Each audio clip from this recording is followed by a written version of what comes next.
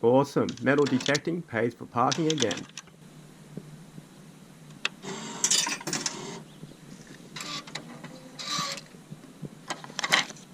Super.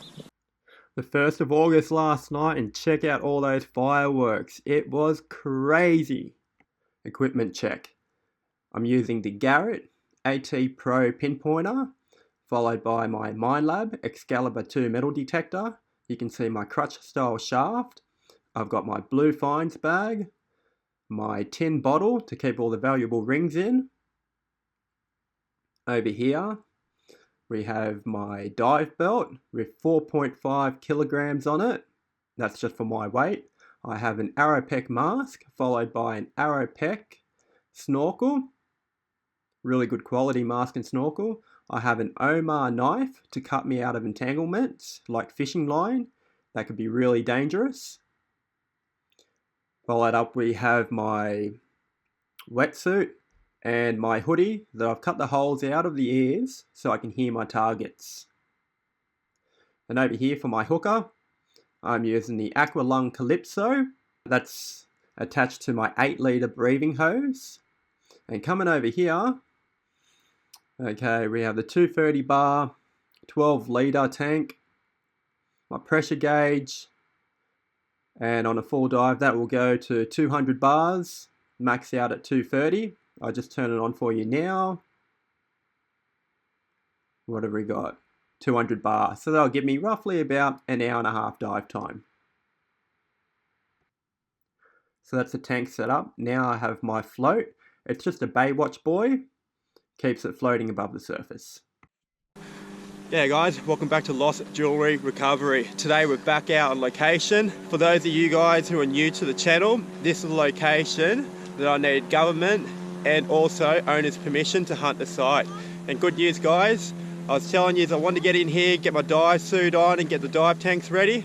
Well, I got my Sasuba set up, I've got the scuba system, got my good mate here, Ralph, he's going to help me out as well, he's my safety diver.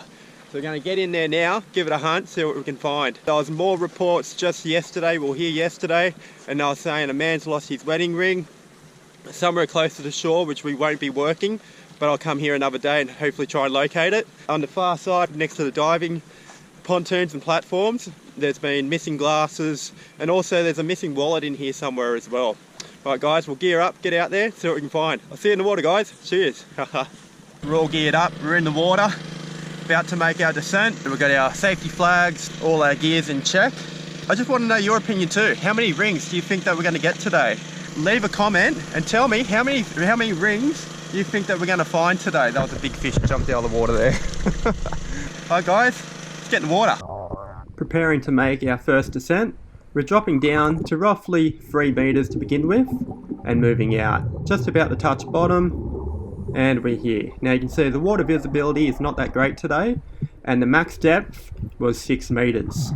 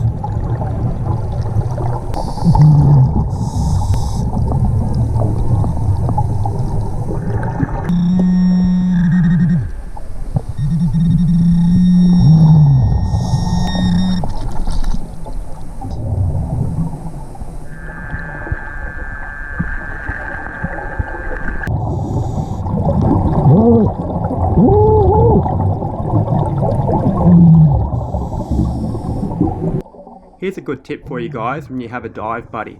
I go along, metal detect, locate a target, hand it over to my good mate Ralph here. He's using the Deteknix Xpointer Pro, while I go on to another target and dig that. So you recover twice as many targets in the same time. You little beauty, guys, check that out. Ralph's first official ring find. Knuckles to that, mate. Good job. Check it out, guys. That is nice. Good work, Ralph. Alright guys, let's get down there and find some more.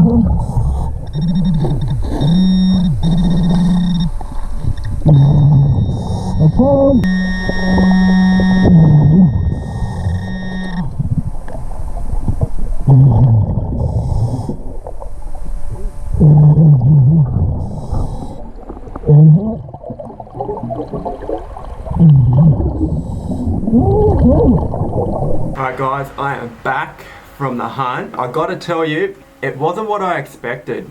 How many rings do you think I was gonna find? Send in that comment too, guys.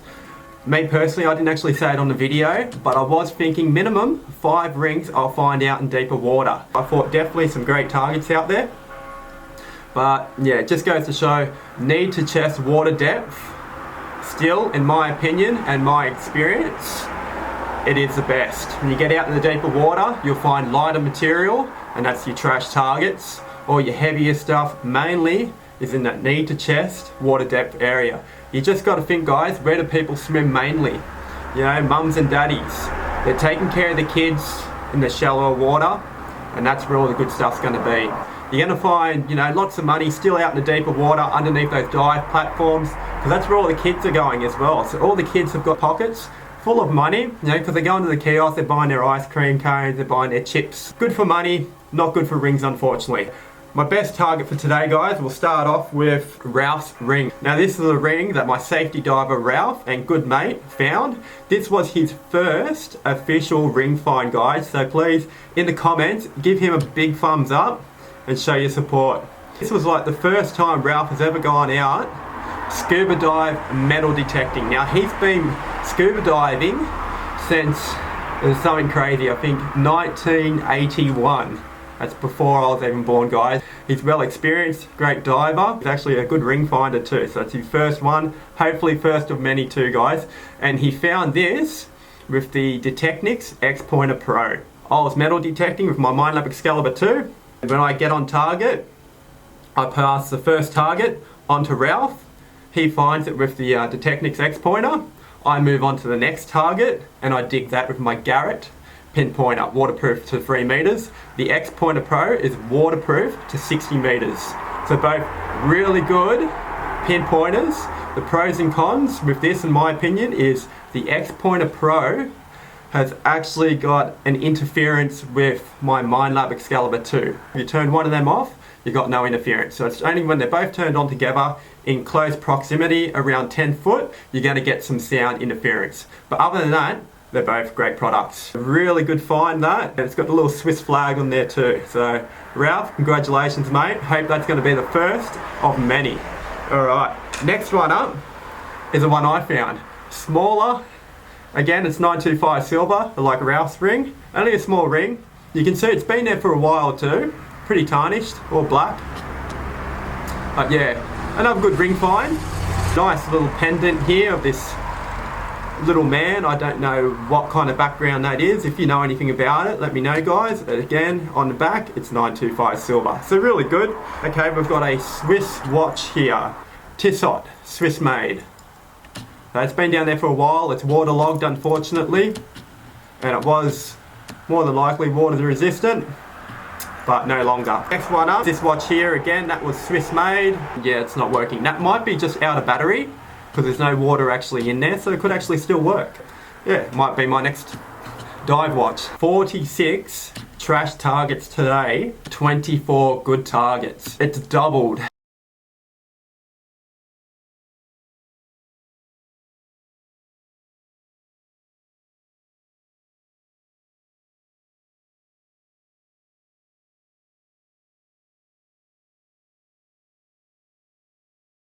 When you get out in that deeper water, what happens, this is just my opinion, especially in Australia, you got your riptides happening, moving the water, it's shifting, moving, sand's moving, everything's moving around. All your heavier items, you know, the good stuff, it's gonna sit where it's been dropped. It might shift a little bit, meter or two. With a huge swell, yeah, sure, you know, that might move right up onto the beach. But just with moderate swells, there's not going to be much movement. But when you've got aluminium, tin foil, all that rubbish is going to get swept out. All those heavier items, your coins, your rings, your jewelry, all that good stuff, it sits where it's been dropped. In this lake, it will not move. That was it for today, guys.